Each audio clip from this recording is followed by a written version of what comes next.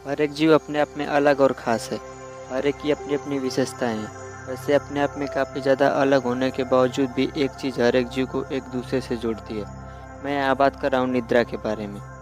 नींद एक ऐसी चीज़ है जो अगर सही समय पर आए तो वरदान है, और अगर गलत समय पर आए तो किसी सज़ा से कम नहीं है। वैसे हम इस वीडियो में नींद से जुड़ी कुछ रोचक बातों को जानेंगे, जैसे नींद हमारे शरीर के लिए क्यों आवश्यक है और नींद के वक्त हमारे शरीर में क्या क्या घटित होता है।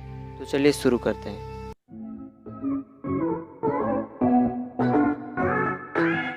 नींद की परिभाषा क्या है? Definition of sleep. हर किसी को पता है कि नींद किसे कहते हैं, लेकिन क्या आप इसकी परिभाषा को वैज्ञानिक तौर पर जानते हैं? नहीं? तो चलिए सबसे पहले इसकी परिभाषा को ही जान लेते हैं। वैज्ञानिकों के हिसाब से नींद हमारे शरीर की एक ऐसी अवस्था है जहां हमारा दिमाग आंशिक तौर पर काम करता है और स्टिमुलाई से पूर्ण रूप से विच्छेद होकर रहता है। वैसे यहाँ ध्यान देने वाली बात यह है कि नींद के समय हमारी चेतना चली जाती है और इसी दौरान हमारा अवचेतन मन हमारे शरीर के ऊपर नियंत्रण करता है। नींद का पूरा विज्ञान, फुल साइंस ऑफ स्लीप। नींद को मूल रूप से दो भागों में बांटा जाता है। पहला REM यानी रैपिड आई मूवमेंट, और दूसरा NREM यानी नॉन रैपिड आई मूवमेंट। नींद के इन प्रकारों को वैज्ञानिक ECG यानी इलेक्ट्रोइंसेफेलोग्राम के माध्यम से मापते हैं। ECG मशीन हमारे शरीर के ऊपर इलेक्ट्रिक वेव्स छोड़ती है, जिससे दिमाग के अंदर चल रही नींद के प्रकार के बारे में पता चलता है। जब आप नींद के REM रैपिड आई मूवमेंट की अवस्था में होते हैं, तब आपका दिमाग काफ़ी ज़्यादा एक्टिव रहता है। इसलिए ECG के ग्राफ में काफ़ी ज़्यादा गतिविधि नज़र आती है, और इसी अवस्था में पलकों के नीचे आँखों की गतिविधि भी होती रहती है।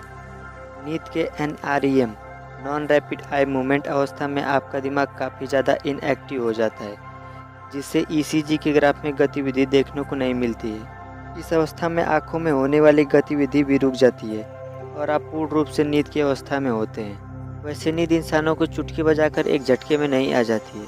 नींद आने के 4 फेज है। नींद के फर्स्ट फेज को इनिशियल REM फेज कहते हैं। इस स्टेज में इंसान अपने आसपास मौजूद चीज़ों के बारे में अवगत रहता है और अपने होश में भी। पहले स्टेज में शरीर के अंदर अचानक मांसपेशी संकोचन होता है। वैज्ञानिकों का मानना है कि नींद के पहले फेज में रहकर ही हम सपने देखते हैं, इसलिए इस स्टेज को आप सपने देखने का स्टेज भी कह सकते हैं। नींद के सेकेंड फेज में हमारा दिमाग धीरे धीरे NREM में रहकर गहन निद्रा की ओर जाने लगता है। इस वक्त ECG की मशीन के ग्राफ को देखकर वैज्ञानिक दिमाग के अंदर चल रही प्रतिक्रियाओं के बारे में पता लगा लेते हैं। नींद के थर्ड फेज में मांसपेशियों में होने वाली संकोचन धीरे धीरे शिथिलता में बदल जाती है। इस वक्त शरीर नींद की आगोश में जाने लगती है, और नींद के लास्ट व फोर्थ फेज में इंसान पूरी तरह से गहन निद्रा में होता है। पलकों के नीचे होने वाली आंखों की गतिविधि भी कम हो जाती है। इस समय हमारे शरीर के ऊपर सबकॉन्शियस माइंड का प्रभाव रहता है। तो ये थे नींद आने के 4 फेज। अब सवाल आता है कि हमें कितने घंटे सोने चाहिए। ज़्यादातर लोगों के मन में ये सवाल अक्सर आ ही जाता है, इसलिए मैंने सोचा क्यों न इसके बारे में भी कुछ बात की जाए। ध्यान रहे कि निद्रा का समय हर व्यक्ति के लिए अलग अलग होता है। किसी व्यक्ति को ज़्यादा निद्रा की जरूरत पड़ती है तो किसी को कम।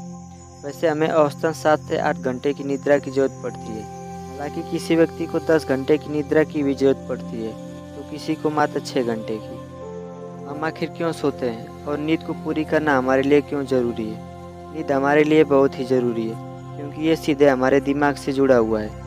नींद हमारे दिमाग की कार्य क्षमता के ऊपर सीधा प्रभाव डालती है। इसलिए नींद पूरी न होने से हम कोई भी काम सही तरीके से नहीं कर पाते हैं और हमारा दिमाग कंसंट्रेट भी नहीं हो पाता है। तो अगर आप एक स्टूडेंट हैं तो आपको कम से कम 6 से 7 घंटे की नींद लेनी ही चाहिए, जिससे माइंड कंसंट्रेट हो सके और आप अच्छे से पढ़ाई कर सकें। नींद पूरी होने से हमारे दिमाग की प्लास्टिसिटी बनी रहती है। प्लास्टिसिटी मीन्स दिमाग के अंदर डेटा का इनपुट होना, जो हम पूरे दिन करते रहते हैं। इसलिए नींद हमारे दिमाग की स्मरण शक्ति यानी याद रखने की क्षमता के ऊपर भी अपना प्रभाव डालती है। इसलिए अगर आप प्रॉपर नींद लेते हैं तो आप किसी भी चीज़ को जल्दी और लंबे समय तक याद रख पाएंगे। इसके अलावा नींद के समय हमारा दिमाग अंदर मौजूद फालतू चीज़ों को बाहर निकाल देता है, और नींद पूरी न होने से हाई ब्लड प्रेशर, डिप्रेशन और माइग्रेन जैसी बीमारियां भी हो सकती हैं। मैं यहाँ एक दिन कम नींद लेने या कम सोने से बात नहीं कर रहा हूँ। मैं यहाँ बात कर रहा हूँ अगर आप डेली सिर्फ 2 से 3 घंटे की नींद लेते हैं तो ऐसा हो सकता है। इसलिए प्रॉपर नींद लें और फिट रहें। तो ये था नींद के बारे में कुछ रोचक बातें। आपको ये वीडियो कैसा लगा और आप कितने घंटे सोते हैं हमें कमेंट करके ज़रूर बताएं। और ऐसे ही और इंटरेस्टिंग वीडियो देखने के लिए चैनल को सब्सक्राइब करना ना भूलें। ये बिल्कुल फ्री है। Thanks for watching.